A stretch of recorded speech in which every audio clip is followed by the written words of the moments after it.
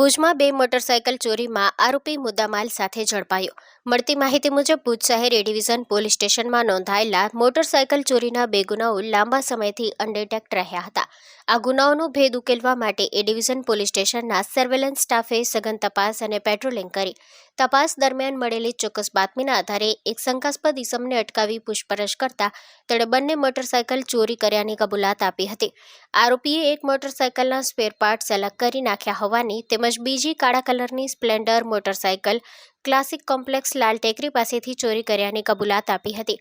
આ કબૂલાતના આધારે પોલીસે બંને વાહનો તેમજ સ્પેર પાર્ટ સહિતનો મુદ્દામાલ રિકવર કરી લીધો છે અને આરોપી વિરુદ્ધ કાયદેસરની કાર્યવાહી હાથ ધરવામાં આવી છે.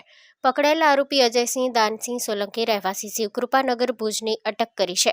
પોલીસે રિકવર કરેલા મુદ્દામાલમાં કાળા કલરની સ્પ્લેન્ડર મોટરસાયકલ જેના રજિસ્ટ્રેશન નંબર GJ12AA 4493 જેની અંદાજિત કિંમત ₹10,000 તેમજ બે મેગવિલ ચેસિસ, એન્જિન, પેટ્રોલ ટાંકી સહિતના અન્ય સ્પેર પાર્ટ્સનો સમાવેશ થાય છે, જેની કુલ કિંમત અંદાજે ₹20,000 થાય છે. Story report by Kiran Gori, Bhuj.